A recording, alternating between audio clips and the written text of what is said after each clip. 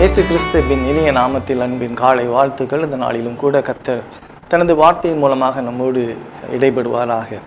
மத்தேயு சுவிசேஷம் 5ஆம் அதிகாரத்திலே பார்க்கும் பொழுது 21ஆம் வசனம், கொலை செய்யாதிருப்பாயாக என்பதும் கொலை செய்கிறவன் நியாயத்தீர்ப்புக்கு ஏதுவாயிருப்பான் என்பதும் பூர்வத்தாருக்கு உரைக்கப்பட்டது என்று கேள்விப்பட்டிருக்கிறீர்கள் என்று இயேசு கிறிஸ்து மலைப்பிரசங்கத்திலே கூறுகின்றார்.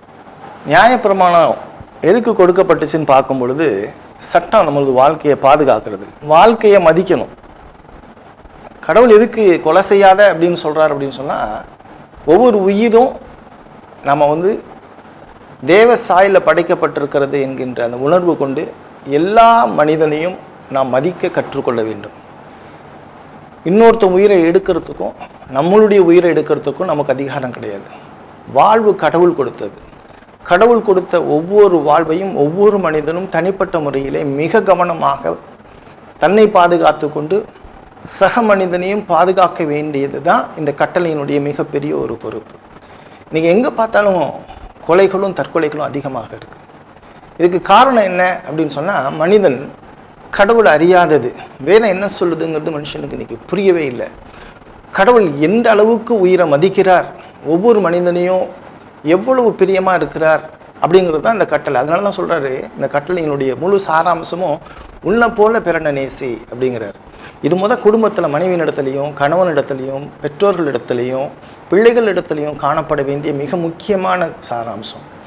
பிள்ளைகளை மரியாதையாக நடத்தணும், பிள்ளைகளை உயர்வாக நடத்தணும். தேவையில்லாமல் கோவப்பட்டு பிள்ளைகளை அடிக்கிறது.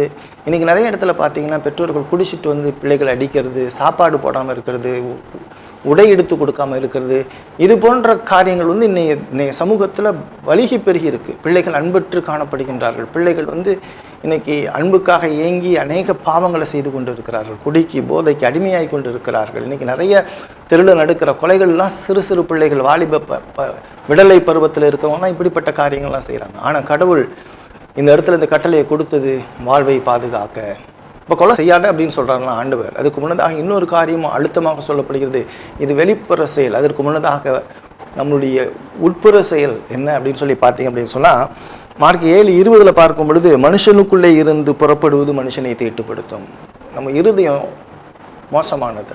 அந்த இருதயத்துக்குள்ளே பார்க்கும் பொழுது கோபம், கசப்பு, பகை இதெல்லாம் உள்ளிருந்து வர்றது என்று சொல்லுகின்றதை பார்க்கணும். இதை எந்த மனுஷனாலையும் அடக்க முடியாது, இது சரி செய்து கொள்ள முடியாது. அது மாத்திரம் கிடையாது, இந்த கோபம் தான் பாவம்னு சொல்லி நம்ம பார்க்குறோம். இந்த கோபம், கசப்பு, பகை, பிறர் மீது வெறுப்பு, ஒரு மனிதனுடைய நட்பெயரை தூஷித்தல், ஒருவரை காயப்படுத்துதல், ஒரு மனுஷன் சந்தோஷமாக இருக்கிறத கெடுக்கிறது, இதெல்லாம் இந்த உட்புற செயல். இதை சரி செய்யணும். மனுஷன் பாவத்தில் பிறந்திருக்கான், வீழ்ச்சியினுடைய விளைவு. இப்போ இயேசு கிறிஸ்து சொல்கிறாரு, இதெல்லாம் நீ செய்யக்கூடாது, உன்னுடைய உள்ளத்தை சரி பண்ணணும் அப்படிங்கிறார். உள்ளம் சரி பண்ணணும் அப்படின்னா நம்ம மனம் திரும்பணும். விசுவாசியாக இருந்தால் நம்ம வேதத்தோடு ஒப்பிட்டு பார்த்து சக மனிதனை மதித்து, கடவுள் ஒரு உயிரை படைத்து இருக்கிறார், கடவுளுடைய மகிமைக்காக தேவ சாயலில் படைக்கப்பட்ட எந்த உயிரையும் நம்ம அவகீர்த்தியாக நடத்தக்கூடாது, சிந்திக்கக்கூடாதுங்கிற அந்த உணர்வு வரும்பொழுது தான் அன்பு பிறக்கும். அன்பு இல்லாமல் நம்ம எதையும் செய்ய முடியாது. ஒருவேளை நீங்கள் ரட்சிக்கப்பட்டிருந்தா கிறிஸ்துவை போல சிந்தித்து செயல்படும். ரட்சிக்கப்படலைன்னா நீங்கள் மனம் திரும்பி இயேசு கிறிஸ்துவை விசுவாசித்து எல்லா மனிதனையும் உயர்வாக எண்ணி பாதுகாக்க வேண்டிய நிலையிலே நாம் இருக்கிறோம் என்கின்ற சிந்தனையோடு கடந்து செல்ல கர்த்தர் இந்த நாளை ஆசீர்வதித்து தருவாராக. ஆமென்.